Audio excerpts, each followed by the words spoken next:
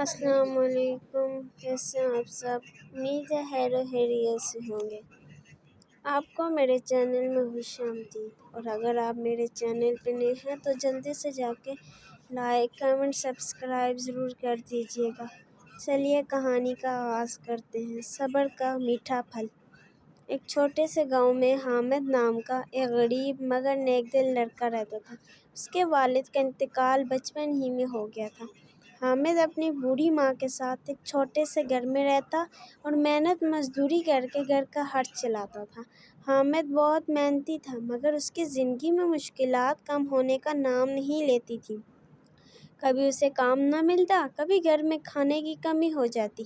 اس کی ماں ہمیشہ اسے نصیحت کرتی، بیٹا مشکل وقت میں گھبرانا نہیں، اللہ پر بھروسہ رکھو اور صبر کرو، صبر کا پھل میٹھا ہوتا ہے۔ ایک دن حامد کو جنگل کے قریب ایک کسان کے کھیت میں کام مل گیا۔ کسان نے اسے کہا، اگر تم میرے باغ کی اچھی طرح دیکھ بھال کرو گے تو میں تمہیں مناسب اجرت دوں گا۔ حامد نے خاموشی سے کام شروع کر دیا۔ وہ روز صبح سویرے باغ میں پہنچتا، پودوں کو پانی دیتا، گھاس صاف کرتا اور درختوں کی حفاظت کرتا۔ کئی دن گزر گئے لیکن اسے اجرت نہ ملی۔ حامد کو گھر کے حالات کی فکر ہونے لگی مگر اس نے صبر کیا۔ ایک دن کسان نے حامد سے کہا، میرا ایک قیمتی آم کا پودا ہے، اگر تم اس کی خاص دیکھ بھال کرو تو آنے والے موسم میں اس پر بہت اچھے پھل لگ سکتے ہیں۔ حامد نے اس پودے کی پوری توجہ سے دیکھ بھال شروع کر دی۔ وہ وقت پر پانی دیتا اور جانوروں سے اسے بچاتا۔ کچھ دن بعد شدید گرمی پڑی، باغ کے کئی پودے مرجھانے لگے۔ حامد نے ہمت نہ ہاری، وہ دور کنویں سے پانی لاتا اور پودوں کو پانی دیتا رہا۔ گاؤں کے کچھ لوگ اسے دیکھ کر ہنستے اور کہتے، اتنی محنت کا کیا فائدہ، شاید یہ پودا کبھی پھل نہ دے۔ حامد مسکرا کر جواب دیتا، اللہ نے چاہا تو ضرور پھل دے گا، ہمیں اپنا فرض ادا کرنا چاہیے اور نتیجے کے لیے صبر کرنا چاہیے۔ کئی ہفتے گزر گئے۔ ایک صبح حامد نے دیکھا کہ آم کے پودے پر چھوٹے چھوٹے پھول کھل آئے ہیں۔ وہ بہت خوش ہوا۔ کچھ عرصے بعد انہی پھولوں سے ننھے ننھے آم بننے لگے۔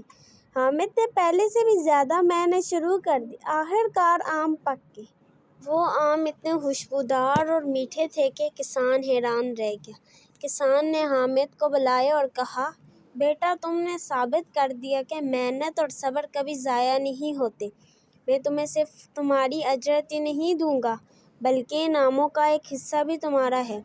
حامد نے آم گھر لے جا کر اپنی ماں کو دیے۔ ماں نے آم کھاتے ہوئے خوشی سے کہا، دیکھا بیٹا، میں نے کہا تھا نا کہ صبر کا پھل میٹھا ہوتا ہے۔ حامد کی آنکھوں میں خوشی کے آنسو آ گئے۔ اس دن اسے سمجھ آیا کہ مشکل وقت چاہے کتنا ہی طویل کیوں نہ ہو، انسان کو امید، محنت اور صبر کا دامن نہیں چھوڑنا چاہیے۔ اس کہانی سے یہ سبق ملتا ہے، صبر اور محنت کا نتیجہ دیر سے مل سکتا ہے مگر جب ملتا ہے تو اس کی خوشی بہت میٹھی ہوتی ہے۔ ہمیں مشکل حالات میں گھبرانے کے بجائے اللہ پر بھروسہ رکھنا چاہیے اور ثابت قدم رہنا چاہیے۔